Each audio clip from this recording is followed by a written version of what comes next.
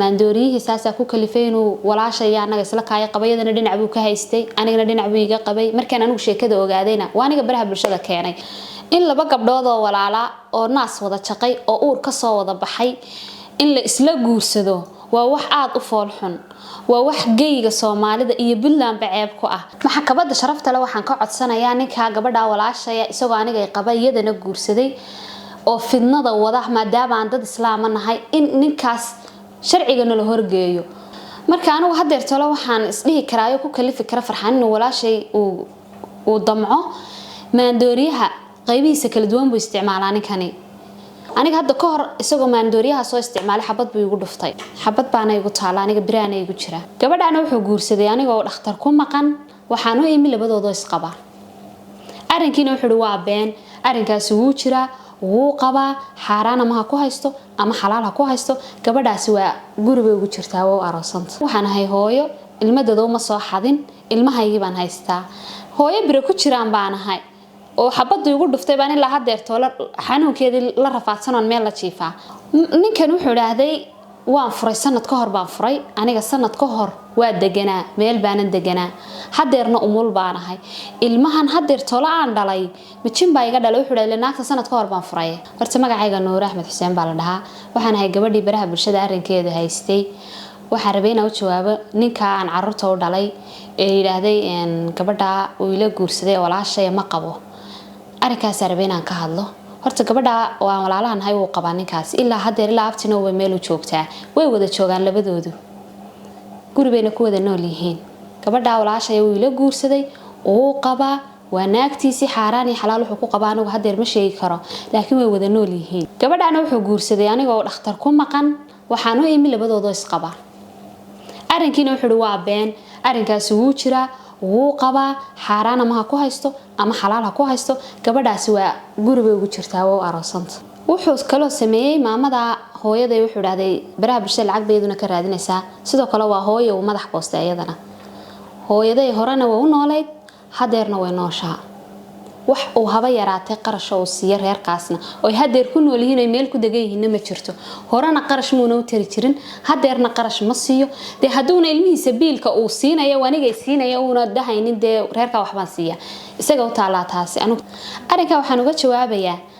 inuu wuxuu sheegay asagu hadeer tolo ay been tahay dhammaan hadaladiisa oo dhan hal xalaal kuma jirto haduu nin ragayahay farxaan intuu halkaas soo fadhiisto kitaab ha maro ha yiraahdo naagta dooc iyo dareen samac iyo basar ma arkin anigu diyaar baan u hayno maxkamadda la isku kaayageeyo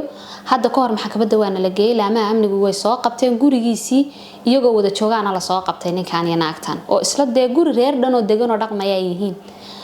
hadii laamaha amniguna soo qabteen maxkamadana la isku kaaya keenay maxkamadda markii la keenay kiiskayagii ilaa hadeer meel ku dambeeyay karan maayo iyadoo arrinkay adigu kiiskaas meel hadeer tolo saliya raad meel ku dambeeyay karan maayo laakiin ninka ay naagtaas way isqaban maxkamadda la isku kaaya keenay sawirkii aan maxkamadda gudaheeda kaga qaadayna waan hayaa marka anigu hadeer tolo waxaan isdhihi karaayo ku kalifi kara farxan inuu walaashay uu damco maandooriyaha qaybihiisa kala duwan buu isticmaalaa ninkani marka aniga arrinka maandooriyaha markuu soo isticmaalo aniga hadda ka hor isagoo maandooriyaha soo isticmaalay xabad buu igu dhuftay xabad baana igu taala aniga biraan igu jira ninkan wuxuu yiraahday sumcadayda ku ciyaaraysa aniga sumcadiisa hadaan ku ciyaarayo 12 sano ayaan isqabnaan caruur u soo dhalayo intaas oo dhan baan wada nooleen hadaan sumcadiisa ku ciyaarayo mar horan ku ciyaari lahaa marka ninkaasi maandooriyo isticmaalaa maandooriyihii saasa ku kalifay inuu walaashaya anaga isla kaaya qabayadana dhinac buu ka haystay anigana dhinac buu iga qabay markaan anigu sheekada ogaadayna waa aniga baraha bulshada keenay oo anigu ceebtiisi banaanka keenay isna xuslee ceebta dambe bas ceebtaasina mid dambe bas maysa ma ahan sida aan baabacada qorraxda u qarinaynin ayayna warkiisu u cadiyeen ninkaas in laba gabdhood oo walaala oo naas wada jaqay oo uur ka soo wada baxay in la isla guursado waa wax aad u fool xun waa wax geyga Soomaalida iyo Puntland baceeb ku ah marka waxaan codsanayaa dhammaan dawladda Puntland madaxda wadaadada culimada Soomaaliyeed inay arrinka wax ka dhahan oo arrinkaas soo faragashadaan arrinkaana waa inaan la dhayalsanin Soomaaliya waa inaan arrinka la dhayalsan arrinkaas waa arrin fool xun maxkamadda sharafta leh waxaan ka codsanayaa ninka gabadha walaashaya isagoo aniga ay qabayadana guursaday oo fidnada wada maadaama aan dad islaam nahay in ninkaas sharcigana la horgeeyo oo maxkamadda la soo taagani ka